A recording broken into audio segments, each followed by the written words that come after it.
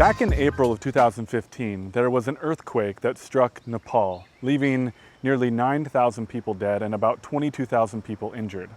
As I was scrolling through my Facebook feed back then, I came across a donation challenge from one of my friends and a link to a page receiving donations to provide relief to those who were suffering from this disaster.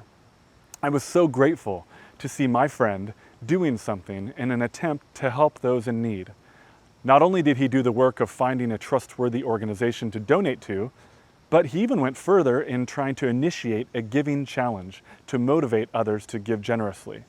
What a great thing to do, right? And although I was grateful for this, I was still struck by something very odd about this situation. You see, my friend and I had many conversations about big topics like God, morality, free will, and other big subjects. And my friend was a naturalist and an atheist. To him, all that there is the stuff we can see and touch, nothing immaterial, and definitely no God.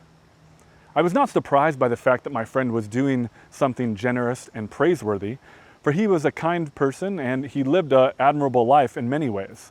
The thing I was surprised by was to see his actions in light of our conversations about the implications of his naturalistic worldview.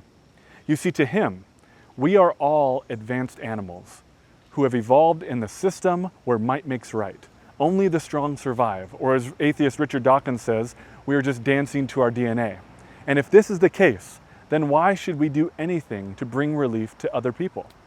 Couldn't it just be that these types of disasters are part of the evolutionary process where the weak are being sifted out of existence so that the human species can move forward with the strongest possible beings?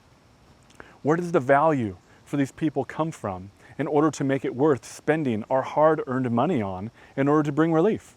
What makes them worth saving? I found my friend's answers unsatisfactory on this topic, just as I have found many naturalistic responses unsatisfactory. Even though I find many of my own atheist friends' actions admirable, I find these actions contradictory to their worldview. In moments like these, I see the non-Christian implicitly affirming Christianity in their lives, though they don't affirm Christianity with their lips. All human beings have value because we are created in the image of God, and because of this, they are worth saving. Many rules and laws were given throughout the Bible, but when an expert in the law came to Jesus and asked him what the greatest commandment was, Jesus replied that the greatest commandment is this. He said, "Love the Lord your God with all your heart, with all your soul, and with all your mind." And then he goes on to say, "And love your neighbor as yourself." Love your neighbor. Love one another. Jesus also said, "Love each other as I have loved you. Greater love has no one than this, to lay down one's life for his friends." At the heart of the biblical idea of love is sacrifice. There is a cost involved. We see this ultimately lived out by Jesus as he sacrificed his life to give life. And in this, we are given the invitation to live in line with Jesus by living sacrificial lives, giving our time and our treasure to those who are in need, sacrificing our status and reputation to stand with those who need our help. You see, like my friend raising money to help the hurting, regardless of what you believe, I think most of us have this natural inclination to help those in need, or to at least appreciate humanitarian initiatives.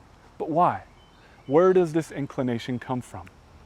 Because I believe that all humans are created in the image of God, I am looking for places in humanity where I can see his image bearers making visible the characteristics of God.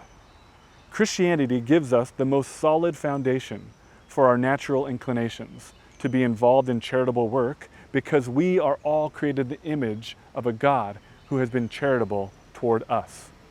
We love because he first loved us, is one way the Bible says it. You are created in the image of God, and part of what that means is that this image will shine through in your life in more ways than one. And when it does, don't ignore it. God put this desire in you to love others, and when you do, this action goes beyond the valuable act of love in itself. It points us beyond ourselves to a God who is in his very nature love. I hope you will follow these threads in your life and see that when you love sacrificially, you are living more in line with Christianity than you are any other worldview on offer. And that, my friends, is worth pondering and looking into.